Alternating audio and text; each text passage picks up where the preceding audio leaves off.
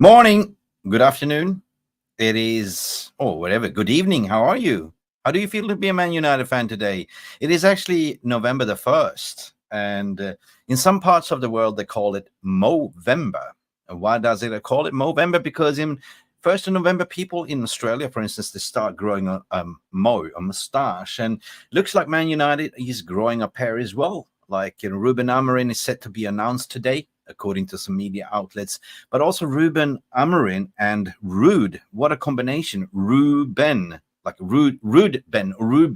So Van Nistelrooy came out and spoke in his first press conference ahead of Chelsea class. And there was a brilliant, I would say, first interaction with the media from Ruud, where Ruud said, I'm here to help the club. I want to be here. But the question is, will Ruud work with Ruben, and will they like each other? 100%. What a dream team that would be. Two shitster off the sideline. But we're going to find out that sooner or later. But in this episode as well, what I want to bring to the table as part of the discussion, we've seen it before, now we've seen it happening again. Media have a tendency to big up the manager, to bigging them up, but how long will it take to start till the knives are out there, to them starting to tear him down as well? We're going to go into some examples what I've seen on Twitter, but basically, guys, you know what to do. This is Mufc Realist TV. My name is Mick Ruby, and please do not forget to like and subscribe.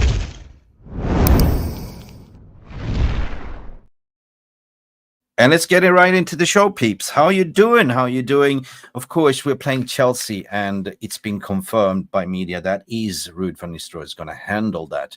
How is Ruud going to line up? He's going to attack. Of course, he's here to make an impression. He wants to win every single game as an interim, and that is his objective. But another person that I want to bring to the stage is no other than Ruben Amorin.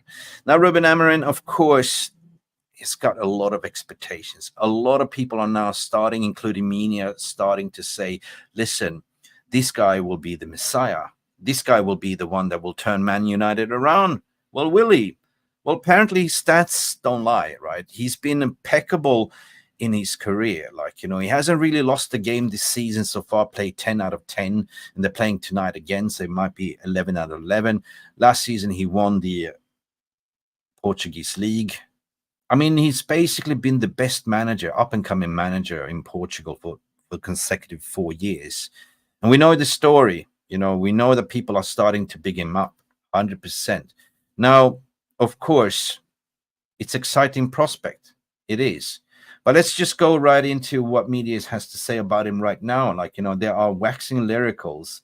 And I would just display this to the screen, peeps. Like, let me just go right into here. Like, it's already starting. For those who have worked with Ruben Amorin, describe him as a great communicator with simply yet impactful message. Now, that's something that I've been hearing. This is coming from Melissa Reddy for Sky already. So there is something that we were missing. Ten Hag was a brilliant tactician in his mind, but the lack of communication, how he didn't manage to get his message across to the players, was his downfall. I mean, players didn't down tool. They were playing for the manager, but they were simply not understanding. 10, what are you talking about? I don't understand. So it is what it is. And this is Melissa Reddy coming out to say, like, he's a great communicator. He will have a great impact. And a lot of people are starting to jump on the bandwagon, but caution. Okay. We know he can play with the 3-4-3 or sometimes the 3-5-2, but will he adapt in the Premier League, and who's going to be dropped? Some people are already started to speculate what's going to happen with Marcus Rashford, X, Y, Z. It doesn't matter. For me, you come in here, Ruben, you communicate, don't take in the bollocks. If you choose to work with Ruud van Nistelrooy, you be Ruden, right? Be Ruden or Ruben. I mean, it's just Ruden for me. It's just a perfect name. Like, Ruud and Ruben. I mean, that's double R's, like a Rolls Royce, double R, right, people? Let me know in the comment section what you think as well. I'm going to continue as well, reading further from Melissa Reddy to say, as well as Portuguese and English, Ruben Amorin can also speak Spanish. Oh, my God. Really? I mean, what's next? Japanese? Right. No, I've heard him speak English and it's absolutely perfectly fine, but he can also speak Spanish. Will help because we do have Spanish speakers, in the team. We do have Portuguese speakers, we have Spanish speakers. Maybe he should do a crash course in Dutch as well, because under Ten Hag, we brought in a lot of Dutch players. So what do you think? Let me know. Is this starting to warm up? They are starting to bigging up this manager before he even started his career at Man United, right? And then how long will it take until the knives are out? Potentially 12 months. Let me know in the comment section, how long do you think the media will turn, right? They will create these sensational stories right now, but trust me, they will profit by creating gash stories. We've seen it before as well. Continue here as well. Say, Melissa Reddy saying, Manchester United are confident that Ruben Amorim can make their mega boys look like good business. This is music to my ears. So Man United are confident that Ruben Amorim can make their mega boys. Who are the mega boys? Is the Rashford star players as players? I don't think so. Maybe look like a good business. Well, we know that he doesn't take bollocks, right? He knows that if you're not performing in games and training, I will drop you. Can he get the best out of Rashford? Can he get the best out of the system that was so dire under Ten Hag? Apparently, all it takes in football, because if you look at the current squad, we do have very talented squad. We did go out in the window and spend good money. Can they adapt? Of course, they're football players. They're not stupid. They've been playing football all the years. So what is to say that they can't adapt and play a 3-4-2 or 4-4-2 or 3-4-3 or 3-5-2? These players play football every day. That's what they get paid for. But can he get it? 100%. I believe so. I do believe so. Continue further down in the pecking order of news reports coming out from Melissa Reddy. I love Melissa Reddy. She's always ready with some scoops. Man United are convinced that Ruben Amorim has the ability to deliver and transform of their tactical identity, personality, and proper football enjoyment. Does this sound like a little bit of a propaganda? Like, we were starting to big up this, but this is the character. This is the trait. This is no bullshit, right? Can he do it in the Premier League? That's the big question mark. I certainly believe so. The managers that seems to do well come from Portugal, right?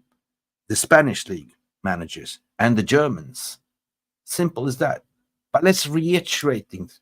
Man United are confident that Ruben Amorim, he has the ability to transform the tactical identity, personality, and proper football enjoyment. And that, my friends, is the key element. What I think we're chosen.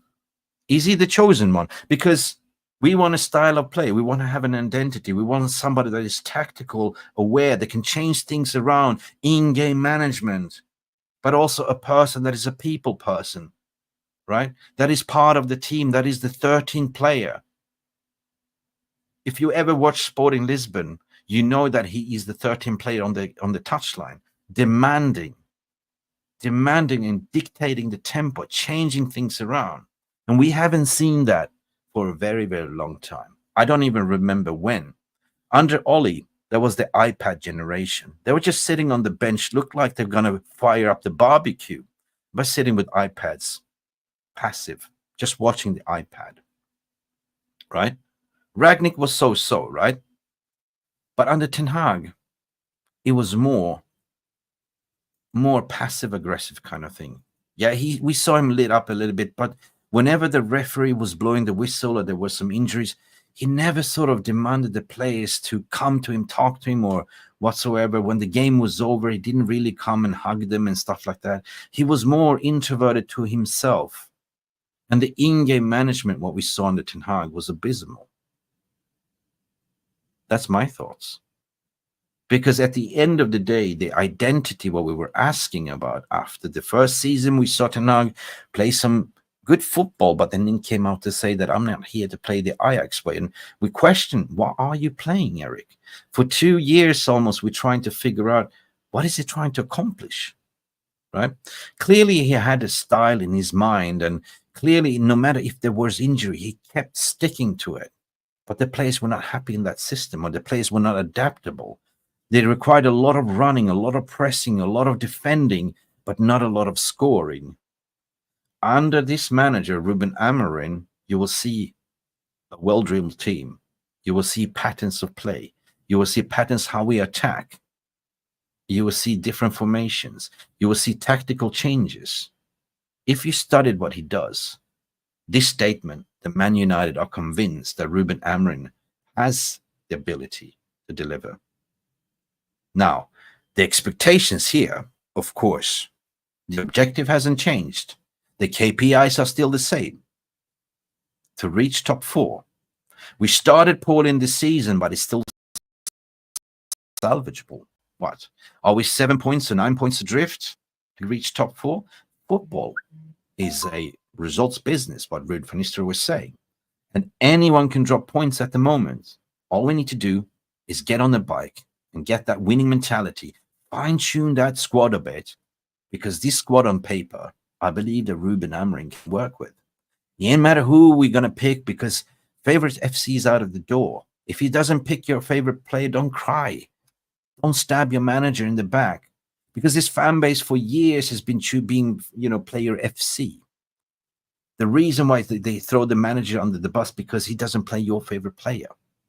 Well, I got newsflash for you. This is Manchester United, Club FC. You should back this manager, you should back this team, and you should believe that this guy, maybe he's not the chosen one, but maybe is the manager that we've been looking for. If Ineos have identified him as the perfect choice, then we should get behind him. Let me know what you think, people. We are live deep into the stream, 12 minutes. Is there any more stories? Yep. Apparently, the latest is now coming out also that we will see Ruben Van Nistelrooy. I mean, Jesus Christ, I call him Ruben Van Nistelrooy. They are double R's. Like his first game potentially away against Ipswich Town now on November 24th.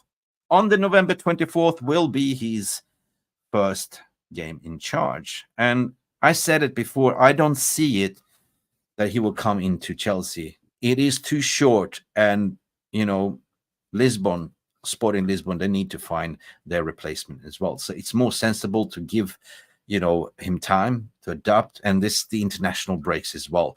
Let me know in the comment section below.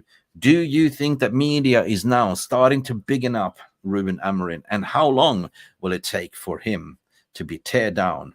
This is Man United. This is the biggest club in the world. Even if we're doing shit, they keep writing stories about it, but we have to protect. Good morning, Casimir. How are you doing, everyone? Good morning. Where are you from? We have Mr. Quinton in the house. Hi, Mr. Mick Ruby. I'm really happy to see you, and I'm here from you, bro. Yeah, I'm happy to be here too as well. Listen, Goodfellow Production, what you saying here? Check this link. I can't check this link, mate. I am live. I can't. Locker 4245. Sorry. Morning, Mick. Morning, Locker. 45. If you had number 45 in the dressing room, that would be your locker too, right? Wouldn't it be? David Porter is here. Good morning. Good morning to the channel. Good morning to you as well, sir. How are you doing, David Porter? Let me know in the comment section, what do you think about these media reports already starting to big up? And also let me know where you're from. It's so interesting to know where my chatters and the VR rooms are from. What you're saying here, David Porter is saying that leadership necessitates communication. 100%. Leadership, in my opinion, David, it's all about communication, having an open-ended communication. Because if you're being that, how do I say, ruling by fear, then you don't have respect. People will just fear you. I think that Ten Hag was kind of that angry Hector Salamanca. If you ever seen that Breaking Bad, he was that bold Hector Salamanca, was doing that ding, ding, ding, ding, ding, ding. But he wasn't good at communicating. Now, Hector Salamanca, of course, is set in a wheelchair. All he had was that bell button, ding, ding, ding, when he wanted anything, but he couldn't communicate. So at the end of the day, communication is key in leadership, right? It's how you lead with an example, right? Ruben Amorim is 39 years old. I'm not going to big him up. Like, I know he's a young coach, up-and-coming coach. He's the most rated, the most wanted and sorted out in succession planning. Even City wanted him. Even Liverpool wanted, but he snubbed him, right? So Man United convinced him to take this project. Man United say, you will be backed. And the question is, I've seen some reports also, who else will we raid Sporting Lisbon from? We need a striker, Victor Gyökeres. He developed Victor Gyökeres, took him from no one, nobody.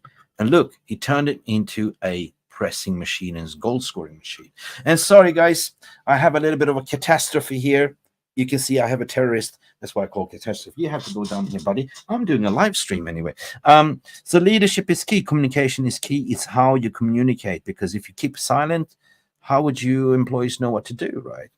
So open-ended communication, that's what it is. What you're saying here, this notice expires. Amorin is employed by Sporting Lisbon and has duty of allegiance to them. Yeah, 100%. Look, you know, everyone that's have an employment contract, you either have 1 month's notice period. Some people are executives, have 3 to 6 months notice period. It's normal one. But United trigger that release clause. I mean that we bought him out, right? But still, not so fast, because you can't just take him out like now. They need to find a replacement. And we also taking some of his assistant managers, so basically a clean house. They also need to sort of stabilize themselves, because guess what? They are leading the league, right? None unbeaten. They are in, you know, Champions League, doing impeccable in Champions League. So of course fans are really disappointed. They are crying. The board is shell shocked. But guess what? He said yes. And once he handed in his transfer request, there's nothing club can do. All Man United has to do is just to pay the 10 million euros and also steal some of his 2-3 assistants as well. But the question is, will Ruud van Nistelrooy stay? We're going to dive into that as well. Let's just get into Ruud's little bit of a press conference yesterday. Let's do this, people, and listen to what he had to say. This is very interesting. Hi, Ruud. Hi.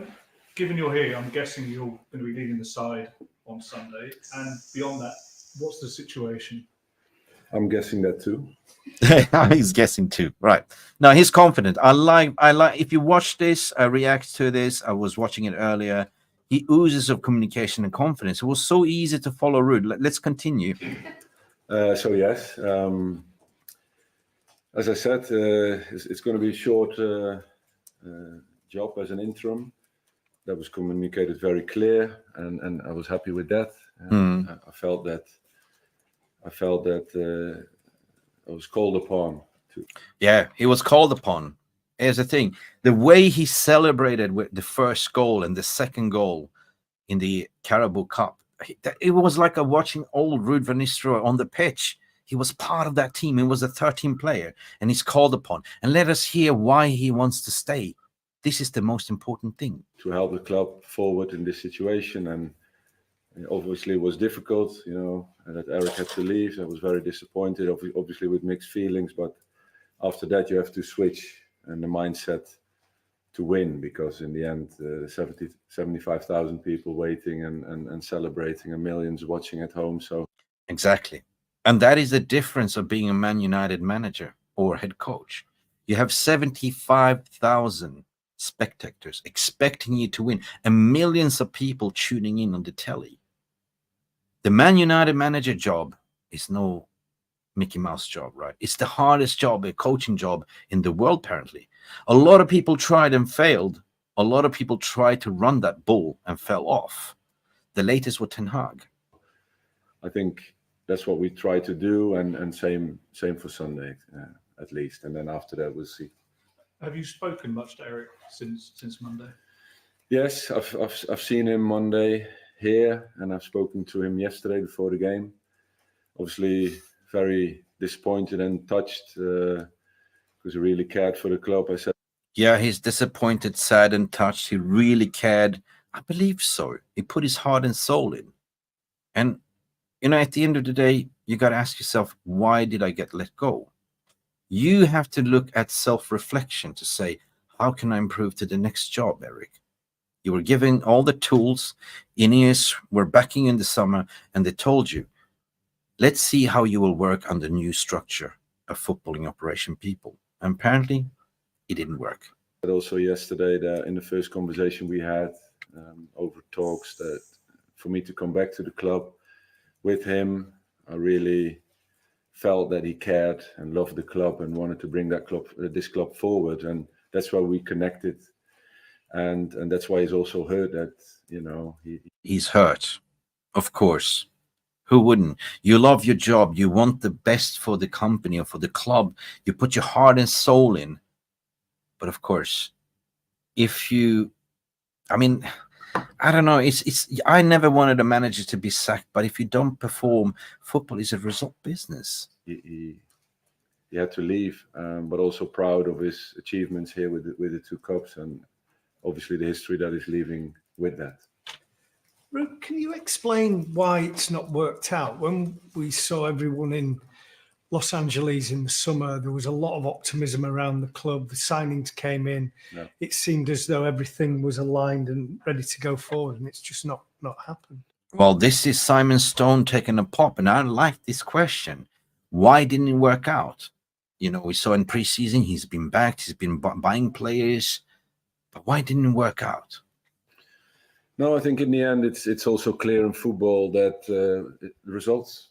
Yes, It's the results, and Eric also said, hey, you know, we, as you say, in pre-season we had the new staff, and all very positive and working hard to bring the club forward. And obviously, there's things, you know, you can't explain sometimes. You know, I also remember the Brighton goal we scored, via Josh in, and then you concede the 2-1. You know, there's been so many games where we felt that we could get a better result for the way we played. I'm talking Palace, I'm talking West Ham, I'm talking Fenerbahce, I'm talking Porto. yeah, but that's called in-game management, I guess, as well. And it is down for you as a manager on the touchline to not let this happen. Communication is key. Shouting is key there. At the end of the day, it wasn't Erik ten Hag on the pitch, but he didn't do to stop this to happen. At the end of the day, first half is always on the player, because you know you set up the team to go out and play, and you can't really control what's going on in the first half. But when you have the chance in the second half, you have the chance to communicate, to put the fear into them, or change tactics a bit. But it didn't happen. So many times, some people call it bad luck. Are we cursed? We kept losing against FC Porto 2-0 up and went 2-2, and then Harry Maguire comes in and saves the day with the 3-2. We saw so many draws, so many disappointment. Crystal Palace, and the latest was just shocking. And at the end of the day, what Ruud Van Nistelrooy is saying, well, it is a result business, and this is how you get judged. In work, for instance, if you're not performing in your workplace, you will also get called into your boss and say, I expect you to deliver within 4 weeks. If not, you're out of the door. So it's not that he hasn't been warned. He's been. But it is sad at the end of the day. And I can understand that he's sad and disappointment, because he tried the best he can. He tried to mount that beast, Man United, to be the chosen one, or to be the legend that could take them to the promised land. But he fell off. So, you know, but in the end, we also know that it's about results, this game, and that's part of it, of our jobs. Just in terms of you, you said that the ownership of it said it's short term, go in and do it. Does that mean you're expecting to leave when the new manager comes in? And what does the future hold for you? Because you have been a manager, you could have been a manager before deciding to come back here. Yes, and I just... And listen to this. Now, this is coming from the horse's mouth. Why did you come to Man United? You had a managerial job. You were offered a managerial role. Why are you here? This is very interesting. This is what I love, Ruud. I decided to come back here for a very important reason, that I'm here. And I'm here. As an assistant, I came here to help the club forward. And I'm still very motivated to do so in any capacity. So he loves the club. I'm here. I'm here because I left 2006, and I've been watching this for the past year. When I left, I scored a lot of goals. I worked under Sir Alex Ferguson. We won titles, but we haven't won jack shit since then. But now I'm here. This is the winning mentality. This is Ruud Van Nistelrooy we're talking about. And as an assistant, and now as an interim manager, and after that I go back to my assistant contract that I have here. for this season and next. And So this is a very important thing, right? He has a contract that he just signed, an employment contract as an assistant manager. And now he's acting as an interim, but once he's finished that, he will go back to his assistant management contract. Do you think that Man United can afford to let him go? Do you think that they looked at it to say, Ruben, we're only going to bring you 2 assistant managers from Porto plus 1 psychologist, but you got to be work with Ruud? Would you think that Ruben would say, well, Ruud Van Nistelrooy, wow, the greatest striker in the world, knows Man United, I see how he's conducting himself. I certainly believe that Ruben has been watching Ruud and will be watching Ruud on against Chelsea to say, this is the guy I want on the touchline with me.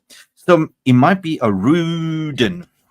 Ruden, what a combination. I'm very motivated to stay here and help the club forward. That's my absolute goal. So, Ruud, it's your expectation that you will remain as an assistant manager when the new permanent manager is installed? We will see, but it's a contract situation that I'm in, and my desire to help the club forward. So basically saying, this is the contract situation.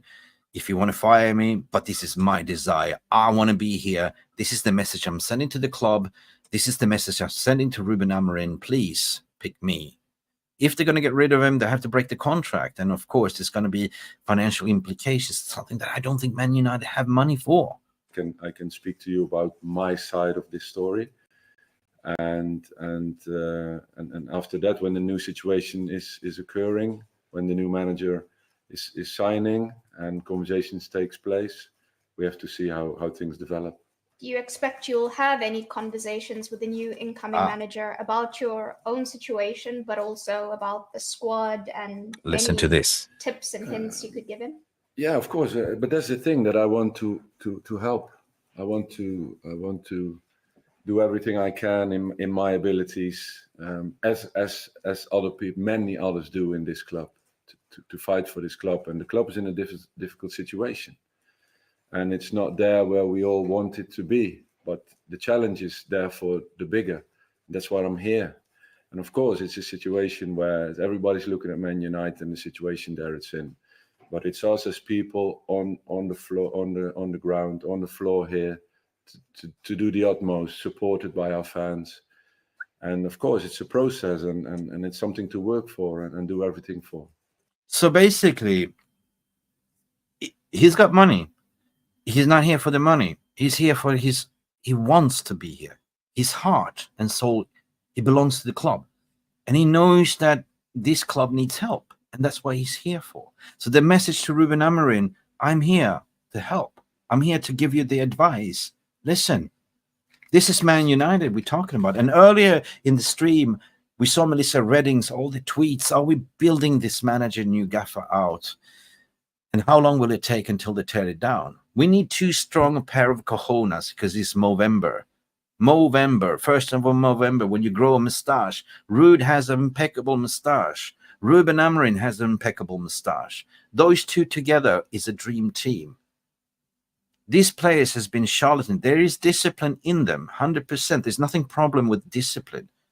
But to have somebody like that will shout and scream and also being one of the players, like he still feel like he's playing, right? He made a difference. The difference what we saw against Ten Hag's men and Ruud Van Nistelrooy's men over the, in the Carabao Cup. Huge difference, right? Leicester. The way the fan reacted, the way he celebrated, the way he spoke post-match interview. I think it would be a mistake if Ruben doesn't take him on board. But I believe that is not his call. It's the club call at the end of the day, because club is paying his contract, his salary and everything. Let's see. Mickey. Hi, Ruud. The next 3 games that you're in charge, will you be speaking to Ruben, or because he likes to play a 3-4? This is interesting. Will you be speaking to Ruben because he likes to play a 3-4-2? 4-3, or is this going to be your team for the next 3 games, the one that you pick? Is he already announced? Well, I don't know, not yet, but this is a winner. And obviously, you don't So talk to somebody that's not announced. So that's logical in my opinion. It's basically, he's not been announced. The key to Ferrari is mine for the next 4 games. I will win every single game. That's my job. And again, what the future will bring, we'll see. So it's your team over the next 3 games. Of course. Of course. You give me the key to Ferrari, I'm going to bloody drive this Ferrari. Who wouldn't? Obviously now had some time with the squad first game under the belt as well. What are your thoughts on the shape of the team overall and how well equipped they are for the rest of the season under new management? Sorry, say again. What are your thoughts on how well the team are equipped for the rest of the season under new management after obviously the game last night and the sessions you've taken charge of? Oh no, I'm thinking about preparing the team for Leicester, which we did. And it was a difficult situation where we were in to get a good result against Leicester. And same today, here to build and evaluate the game, focus on Chelsea on Sunday. And that's the process that I'm in. And of course, with the short term that I'm in this position, for me, I'm really only thinking in one thing, and that's doing the best we can for every game coming up. And Yeah, so every game counts for him. Like, he wants to do the best job he can. This is kind of like an audition, right? So he's just in the mind frame of process, like, shit, I was put in this situation. Now I'm gonna sort of, we cannot drop points. Like, we need to win. We need to come up with a formula, like, for the next foreseeable 4 games. As Ruben Amorin is reported come in the international break, and Ruben Amorin's first game will be against Ipswich. So it's just the right winning mentality, right? That's the thing. The question was, like, how well equipped is the squad?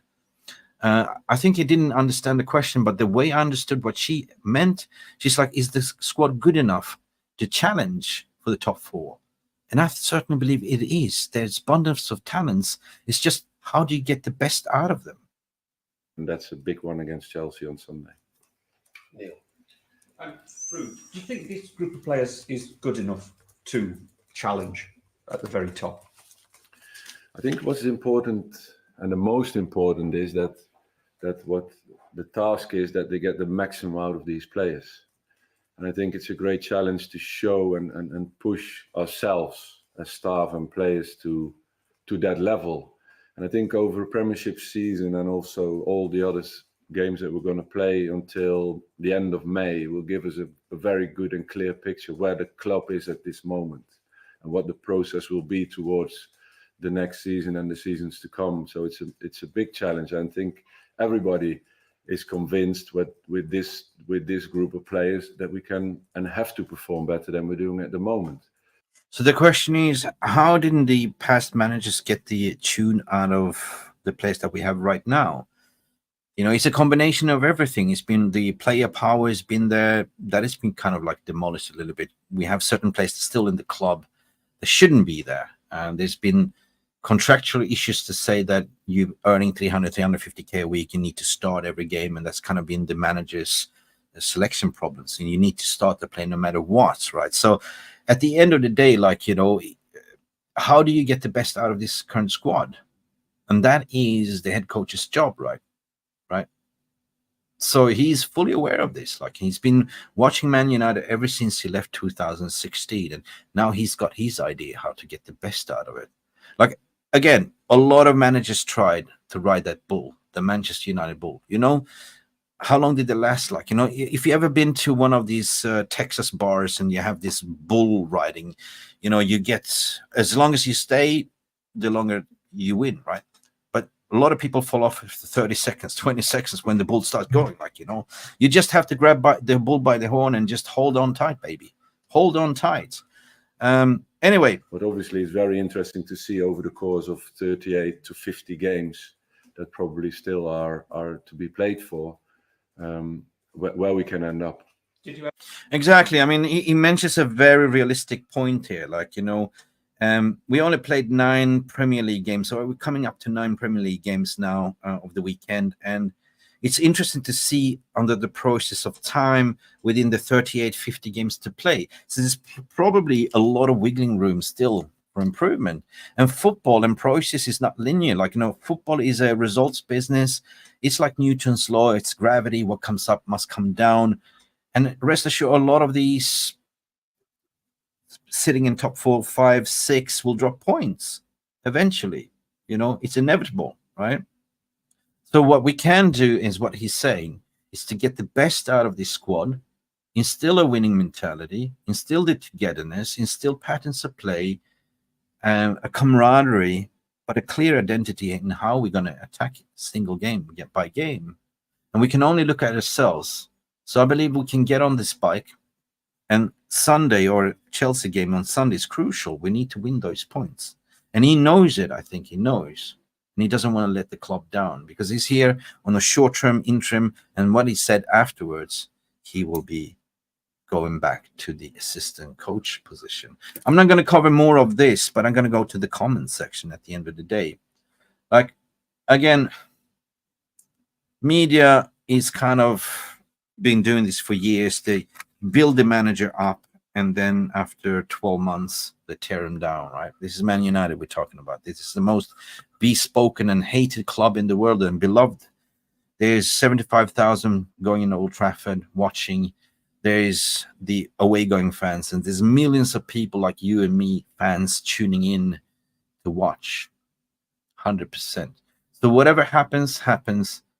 At the end of the day, we just have to, I mean, that's what we're here for. We dream the same dream. We want the same thing. We want this club to do well. And that's about it. What are you saying here, David Porter? Having a respected assistant manager with knowledge and experience of the club will reinforce the authority of the incoming manager. That's why I call him Ruben. I think that, yes, Ruben will have a say. I mean, of course, we are paying 2 million, I think, to get 2 of his assistants across, plus 1 sports psychologist as well. But that's about it. Contractually speaking, what Ruud was saying here, like, I'm here to help. I love this club. I can easily go back where I came from, but I want to stay here. I want the help, right? So why wouldn't you like to have some that personality next to you, right? So Mark is saying here, Ruud Van Nistelrooy is getting fired after Amorim arrived. Well, I don't know if you have that inside information, Mark, but, I haven't heard anything else. So other than that, it's just speculations, my friend. Kenny Fan TV, what you're saying, hey, Mark, I wouldn't mind this staying as an assistant manager, nothing to do with hype. No, true. It's all about application, right? It's all about application. So how do you get a team winning? Just think of yourself. Like, you ever played football? You ever been part of a successful team? I keep remembering that the most successful was under when I played P13 to 17. We had a camaraderie. We had a manager that put his arms around the shoulder. He just understood what we were all about, right? And when you get that, you will run through the brick walls for each other, right? And communication was key, right? I used to get a call from my gaffer just to say, how are you okay? Are you all right? Can you play? And at the end of the day, he stood there on the touchline like he was a player, right? Running and down. He used to come even with the studs, footballing shoes. He dressed up like he was part of the team. But anyway, it is what it is, peeps. We got to give games like. What you saying here, Richie? Do you believe Ruud is too good to play number 2 role for too long? Listen, he said it himself in this interview. Like, I could have taken managerial roles, but I came here, and my role is assistant. I'm here because I love the club. I want to help, and that is the key message, right? In my opinion, I don't think that United have the money to get rid of too many of these staff players, right? So I think that Ruud will stay until summer at least as an assistant, and then we will assess how it goes.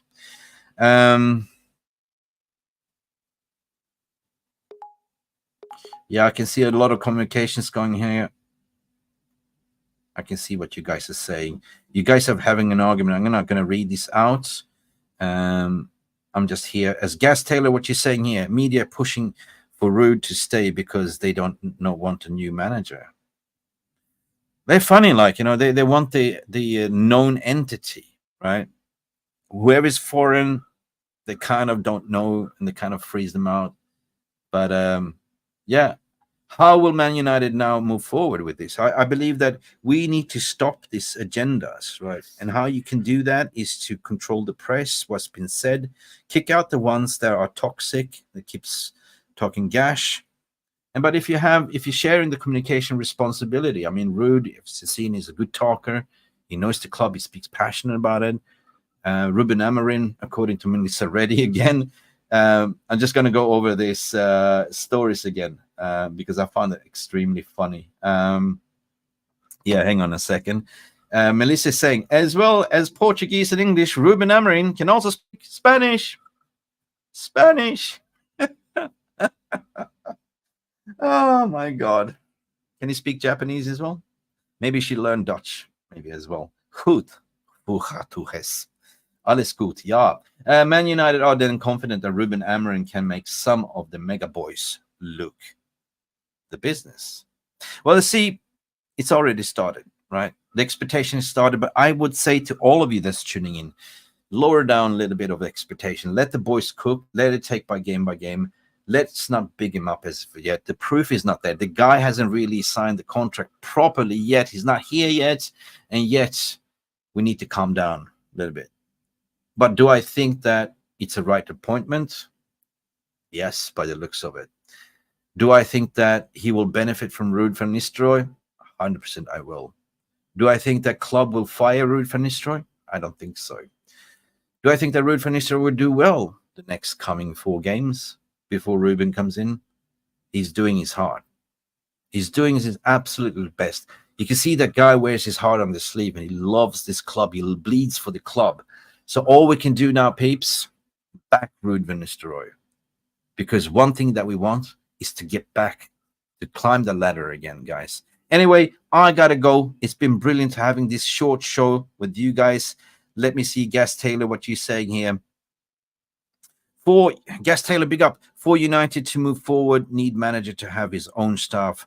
Not like last manager stuff, like every other manager since Jose, 100%. But I think that in the summer, right now, we don't have the money to do so, I think. But anyway, I'm not the one calling the shots. I'm just expressing my own opinions. I think it would be a mistake to let Ruud van Nistelrooy go. He's a winner. We need winners. No, we need winners on the pitch, leaders on the pitch, but we need leaders on the sideline as well. We don't want to have the Ole Gunnar Solskjaer iPad situation. We don't want the introverted manager that didn't sort of communicate to his players. And that's it. We don't want excuses or deflections post-match interview. We want a manager to put his hand up to say, it's my fault. We didn't play well. I'm not blaming it on the wind like Jurgen Klopp said, oh, the wind or the weather or something like that. And that's about it, peeps. You know, Jack Reacher, big up to you. What you're saying here, 100% is gone when Ruben arrives, and I will be happy. No more sentimental nonsense. Oh, that's your call, my friend. You know, you seem to know everything in this chat group, my friend. Ruud is Manchester United through and through, so I take comfort in the fact that there's no knowledge and power great for the current players, 100%. Jack Reach, what you're saying here, the last comment of the day, Erik ten Hag out, not because of players, but PGML, in my opinion. Some people say that Diego de Lo sacked Ten Hag with that miss. Anyway, guys, we will be back later on, 100%. It's just me coming in, reacting on the stories and putting my say to it. But we'll definitely do a Chelsea preview later on. Do I think that we can get a result of Chelsea? 100%. It's the new manager bounce. Do we need those 3 points? 100% we do. And what do you guys think? Leave your comment in the non-comment section as well. What do you think? We will be back later on with a match preview. And this is going to be interesting, guys. Anyway, guys, David Porter, 100%. We need to remove toxic press. What you're saying here, you absolutely legend, you beauty, you ripper. We need to get rid of the toxic press elements from our press conferences. They have no care in the club. Well, 90% of them are not even Man United fans. Anyway, guys, do not forget to do me one small favor. You know what to do, guys. You know. I'm not going to beg you. It's free content. I've been away for quite a while, but now I'm back.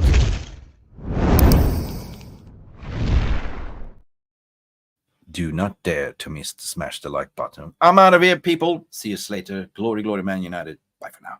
Ciao. Thank you so much for stopping by and watching MUFC Realist TV. Don't forget to like and subscribe and follow us on the socials.